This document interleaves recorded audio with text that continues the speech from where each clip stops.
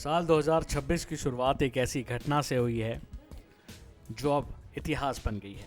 Venezuela में America की अचानक सैन्य कार्रवाई और वहां के राष्ट्रपति निकोलस मादुरो को हिरासत में ले जाने के बाद अब ये चर्चाएं पूरी दुनिया में होने लगी हैं। अब ये लड़ाई सिर्फ दो देशों की नहीं, बल्कि अब ये दुनिया की महाशक्तियां इसमें आमने सामने आ गई हैं। अमेरिकी राष्ट्रपति डोनाल्ड ट्रंप के इस दावे ने कि अब वेनेजुएला अमेरिका के नियंत्रण में है, इसमें आग में घी डालने का काम किया है। जहां एक और वाशिंगटन के करीबी सहयोगी इसको सही ठहरा रहे हैं, तो वहीं मॉस्को और बीजिंग ने इसे सीधे तौर पर अंतर्राष्ट्रीय नियमों की धज्जियां उड़ाना बताया है। आइए जानते हैं कि इस वैश्विक तनाव के बीच कौन सा देश किस तरफ खड़ा है और इन देशों का क्या कहना है। इस फहरिस्त में सबसे पहले बात करते हैं रूस और चीन की, जिन्होंने आलोचना की है, वो भी अमेरिका की। रूस के विदेश मंत्रालय ने मादुरो और उनकी पत्नी को रिहा करने की अपील करते हुए कहा है कि अमेरिका को अपने फैसले पर फिर से सोचना चाहिए।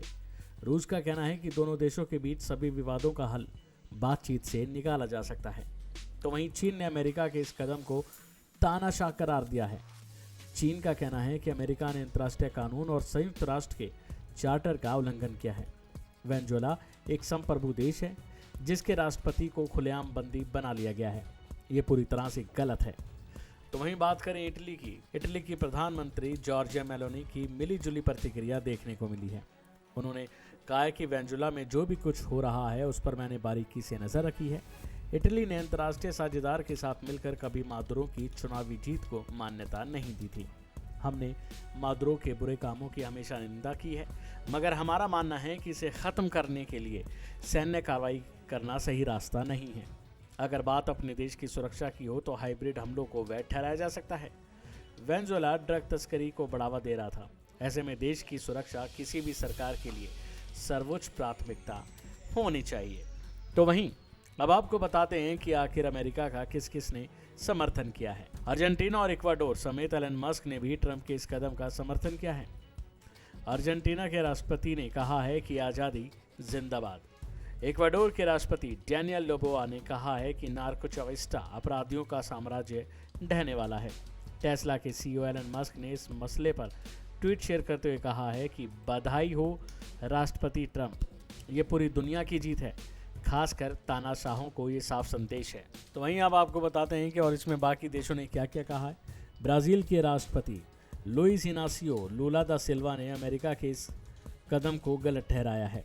उनका कहना है कि वेनेजुएला की संप्रभुता पर गहरा आघात है। साथ ही उन्होंने दोनों देशों के बीच मध्यस्थता का भी प्रस्ताव दिया है। यूरोपियन यूनियन ने भी अमेरिका और वेनेजुएला से संयम बरतने की अपील की है। ईयू की विदेश नीति के प्रमुख ने कहा है कि दोनों देशों को अंतर्राष्ट्रीय कानून और संयुक्त राष्ट्र के चार्टर का सम्मान करना चाहिए। तो वहीं ब्रिटेन के प्रधानमंत्री कीर स्टारमर के मुताबिक अमेरिका के इस कदम में ब्रिटेन का कोई हाथ नहीं है। अंतर्राष्ट्रीय कानून का पालन होना चाहिए। हम मादुरो को अवैध राष्ट्रपति मानते रहे हैं, इसलिए वेनेजुएला में शांतिपूर्ण सत्ता हस्तांतरण होना चाहिए। तो वहीं फ्रांस के राष्ट्रपति एंथनी अल्बनीज का कहना है कि वेनेजुएला की स्थिति को लेकर हम लंबे समय से चिंतित रहे हैं। अंतर्राष्ट्रीय कानून का भी पालन होना चाहिए।